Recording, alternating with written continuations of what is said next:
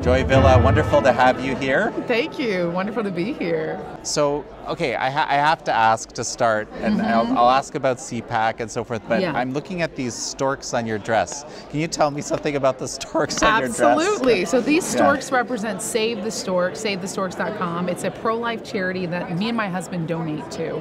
It's an incredible, beautiful charity that helps pregnancy centers, crisis pregnancy centers, by funding through donors. $35 a month will fund a bus, which gives free sonogram testing. And 4 out of 5 women, these buses are parked in front of abortion clinics, and 4 out of 5 women who board that bus choose adoption or to keep their child rather than the abortion that they originally were going to get. So it's really, it's action, it's compassion. It's not about judging women or throwing a bunch of names or going, down with it. It's about saying, hey, listen, we're pro-life, we love you, we want to show you compassion and show you your baby's heartbeat, what your baby looks like. That way you can make an informed decision. And most women, when they see that, they go, wow, I was lied to. I thought it was a clump of cells, but this is a baby, and then they don't murder it. So I'm passionately pro-life. I love what Save the Storks does. This is my custom Save the Storks dress. And So I love it. There's a designer behind it, presumably? Yes. Nancy, my friend who designed this, Nancy Wu, she has designed for Oscar ceremonies, she's designed for humanitarian causes, and she is huge pro-life. She's huge in saving kids from human trafficking. So her and I bonded on that at a charity event. And I said, well, I love working with designers, especially lesser known designers. And she is somebody who espouses the same beliefs I do. And we talked about it, and I said, well, I'm working with Save the Storks. I donate to them. They invited me to this ball. What if we created a Save the Storks dress for the gala, which Mike Pence spoke at, our vice president. Right. And there was hundreds of people there. And to get people asking questions about it. Exactly. In fact, we just released a video. I did a social experiment on my YouTube channel at Miss Joy Villa. Check it out. It's Dare to Talk About Life. We want to talk about life. I go into New York City, with the recent abortion laws, up to 9 months, third term abortion, which is incredibly evil. But we talk to people about it. And I first talk about puppies. I say, do puppies' lives matter? And I have a little puppy in my arm. I said, what? Did you know there's a new law that says this puppy can be murdered at 9 months? People go, oh my gosh, that's horrible. No, it's a life. It doesn't want to be killed. And I say, you know what, actually that law is about human babies, not puppies. And you just see people go through a change. And, some people in the video are pro-life, some people are pro-choice even after, but it's very interesting. Social experiment, Miss Joy Villa on YouTube. Miss Joy Villa. Yeah, okay. just released it today. Well, we'll link to that, absolutely. Yeah, that'd be great. So, how long have you been coming to CPAC? This is my 2nd year at CPAC. Okay. So it's only been 2 years, 1 year, right, from year to year. And the first year I didn't know what to expect. I'd heard about CPAC, but I wasn't someone who was out in the conservative movement. I was closeted. I'm in Hollywood. I'm a singer. I'm trying to make it as a singer and an actress. And of course, in 2017, I came out proudly pro-Trump in my first Make America Great Again dress. And then 2018, proudly pro-life, shared my story with People Magazine and Fox News. And this year I have my wall dress, Build the Wall. So I have a consistent, conservative, outspoken voice, but it wasn't until last year I said, well, I'm ready to be amongst my peers and be out.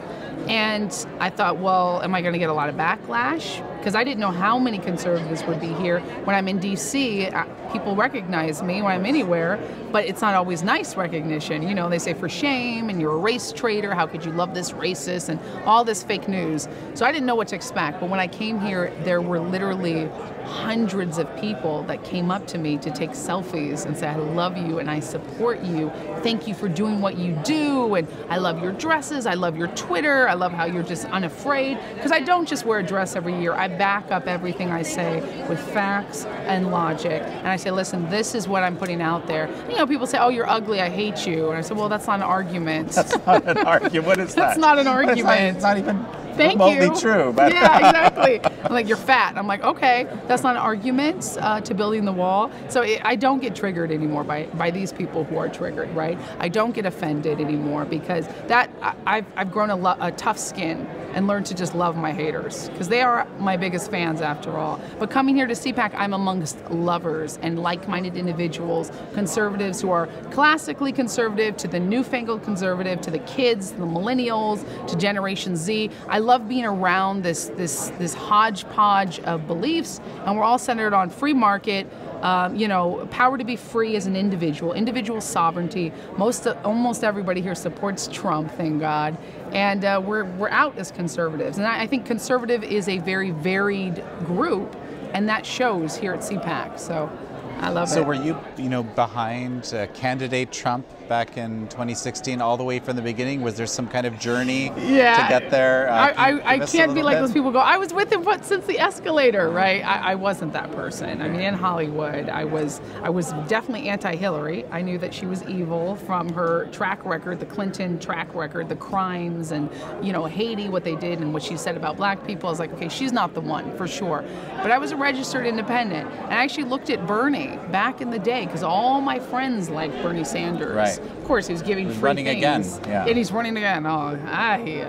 He's not going to win. I mean, the guy is extremist and a socialist. And I thought, oh, he's a socialist? Okay, never mind. So now who am I going to look at? And then Trump became the Republican nominee, and I had to seriously look at him.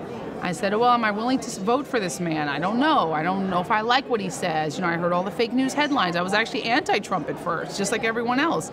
Then I started experimenting by actually listening to what he says, watching his videos on YouTube, watching the whole speech, not just pieces of it, not just what the CNN clip said. No, he doesn't say he hates Mexicans. He says he doesn't want illegal immigrants coming through our country and hurting Americans and hurting citizens, hurting legal immigration. He doesn't want Mexico sending their worst people, their drug dealers, MS-13, human traffickers, which are facts. I go, well, he sounds like my dad, who was a staunch Republican, staunch conservative.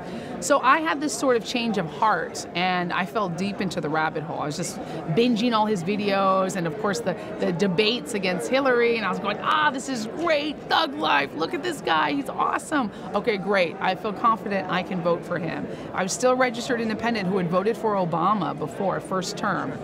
And I cast my vote. I said, I hope to God that this man is what he says he is. I hope it's not just another one of these, we talk a big game and do nothing for the people.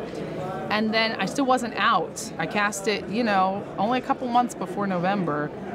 And then it happened to where he got elected, and it was Madonna at the Women's March who said she wanted to blow up the White House. Remember that? I think an awful lot. I don't even know what to say about that. Crazy. I mean, there's something, is that even legal? I don't know. It's not actually. To threaten the president, the sitting president of the United States, I mean, if you had said it against Obama, I would have called you racist, everything else.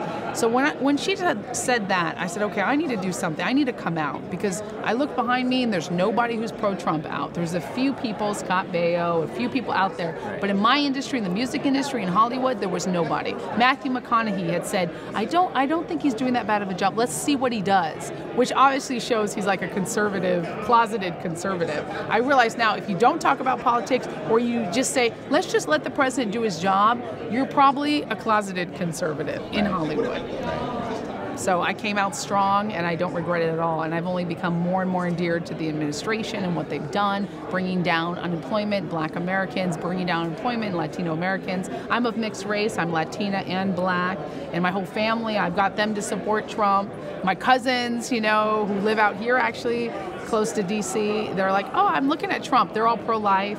And I said, listen, he's a good guy. Don't believe the headlines. Listen to what he says. And I've been privileged enough to be at the White House several times, be invited, to have met the administration, to have met, Lara Trump, to have been on Trump TV, to have been tweeted by the President of the United States, who endorsed me if I ever run for politics, which I was interested possibly in the future.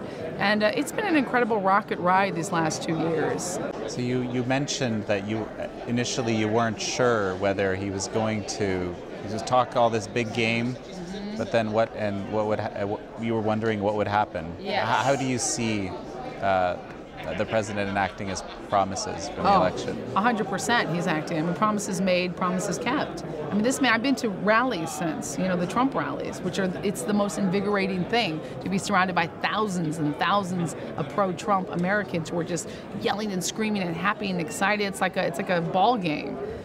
And to see what he says as compared to what other politicians say. Many politicians say, we're going to do this, we're going to do that, and they don't do it. it's a pie in the sky dream, but he has made the economy better. It's booming. He has put millions of dollars into historical black colleges and universities. His first year in office, he did that. And no one talked about it. No one even knows about that. They talked about Kellyanne Conway. I didn't know about it. Yeah. So thank you. Do you remember when Kellyanne Conway? And I thought, and we've covered a lot of those things, frankly, you know? Not a lot of people know. Yeah. Even the historical black colleges and universities, their own website had to say, they did put something like, is Obama better than Trump, or is Trump the same as Obama? And they put through the numbers and they said, actually, compared to who has given this much money and this X amount of years in office, Trump has surpassed Obama in how much he's donated and helped and allocated towards historical black colleges and universities, which is the least racist thing you can do. You want to educate black America, you pump money into the educational system, and that's what our president's doing. Everyone talked about Kellyanne Conway because she took her shoes off to take the photo, because there was about 55 deans at the universities. So she stood on the couch to take the photo, and that's all CNN talked about. They didn't talk about who was in that photo. They didn't talk about what he did. Fascinating. So, yeah. I remember the photo, but I do not remember the context at all. Isn't that what media does? And I mean, now we have new media, we have you guys here, right? We have other new media outlets who are starting to pick up on this, that if we don't start talking about the good things the president's doing, only the bad headlines get out there. And it's so exhausting to keep up with all this fake news that, I mean, I don't watch the media right now. I watch very selective stuff. I go on Twitter and look at what's trending, and I look at both sides, who's saying what. Because it's also important not to be in an echo chamber. But what I see is that people may not like what the president says, but they see the results. So they may say, oh, I don't like, it's the same thing with me, like, you're stupid, you're ugly. It's not an argument to what I'm saying, right? You don't have to like me. There's a lot of people who don't like me. That's fine. I don't want to be liked by everyone. You don't have to like the president. But look at what he's doing. Lower unemployment rates for black Americans, for Hispanic Americans, for younger Americans, too. It's actually the lowest unemployment rate in history for young Americans. I think it's 35 and under, which is incredible. So you're telling me young black and Latinos now have jobs. I mean, my cousins have jobs on my black and on my black side. My cousins couldn't get jobs under Obama. In fact, many of my friends and family were on welfare under Obama, but they're not now. I just had a nail salon, the lady who does my nails, who's black American, she says she couldn't get a job under Obama because she's black, and many of those nail salons were Vietnamese hiring, and they would import their friends and family, sometimes illegally, and then as soon as they get those people in, she gets kicked out. She said, because I said I'm pro-Trump, we were watching the State of the Union in the nail salon, and I was a little bit like, oh, this woman's probably not going to be pro-Trump. I'm sorry, I'm judging her based on her skin, because I get a lot of judgments like that. And she goes, you are? I'm pro-Trump too, because I have a job under President Trump. Fascinating. I recently interviewed Larry Elder, which has been kind of exploding on our networks. Actually, yeah. Great interview. But he said that he gets attacked as not being black. It's just kind of like a bizarre thing for someone to say, right? They say that to me all the time. You're not black enough. Do you even count? You don't count. You're in the sunken place, in reference to Get Out. It's like, oh, gosh. It's funny. I finally saw that movie. I was like, okay, now I see what you guys are trying to say. Ignorant as heck. I mean, people will say the worst things because they're uncomfortable. I make them uncomfortable. People like Larry Elder make people uncomfortable. If you're a black Republican who's outspoken, because now I'm a registered Republican and proud to be. During the midterms, I registered in California as a Republican. I'd been independent for years. I said, no, I'm an outward conservative, and I'm proud to say I'm a Trumplican Republican. And I'm actually a delegate to the California Republican Party now. I was nominated by Rhonda Baldwin Kennedy. So I'm super excited for that, to be involved in local politics. Thank you. It's an honor. I'm like, oh, it's my foray into politics. And I'll tell you, black Americans have been told they have to be Democrats for years. I mean, we see an awakening. It's been happening for years. More people are coming out of saying, oh, I have to be a Democrat, or I have to vote Obama just because he's black. They're now starting to say, wait, President Trump speaks like a lot of people's family members, right. To be honest. In the black community is a lot of conservatives. Right. They're very like, hey, speak English, let's black Americans first, citizens first, not illegal aliens first. That's a mainstay in the black. Yeah, faith first. Many Christian churches, Baptists, are you kidding me? They're all pro-life. They're all outspoken conservatives. Yet some reason the Democrats have had this mainstay hold on Black Americans, and we see it reflected in magazines and celebrities going up there and saying, oh, well, let's take back, Kamala Harris is the woman for the job. Why? Because she's Black? That's it? She voted against the First Step Act, which would unequivocally help Black Americans and Latino Americans, locked up people for non-criminal offenses, because I worked on that bill, lobbying it, helping push it through. It came from Jared Kushner all the way to the White House. It passed, thank God. The president, it got to the president's desk and he okayed it. But I know many great people worked on that bill. Right. And it's a first step, and it was bipartisan. Because we had, what's his name, Van Jones. Absolutely. On it. He's speaking today or tomorrow. He's speaking today, that's right. He's speaking here, I saw that. I was like, this is really cool. I think because CNN, hello, you can get some Black Americans to come over here. I'd love to see Don Lemon try to come to CPAC, and I mean, he's difficult to stomach, but I would like to see him have a rational conversation with Black conservatives here at CPAC or here with conservatives, because what he does is control the narrative on his own show. What they do is control the narrative on their own show without giving the other side a chance to speak. So, I mean, I digress, but I would say the First Step Act was such a huge, huge thing for Black Americans. I completely agree with you. I mean, not just for Black Americans, but for all Americans. Absolutely. Absolutely. And Kamala Harris voted down. Yeah. She voted against it. But yet she wants to get illegal aliens more rights than Black or white or Latino Americans. And I hate that it's always about a race thing, but right now, they are fighting dirty. They're saying the president's racist, and I'll tell them he's not racist. He just hosted the biggest Black History Month at the White House with hundreds of Black Americans there. He did Latino History Month that I was honored to be at.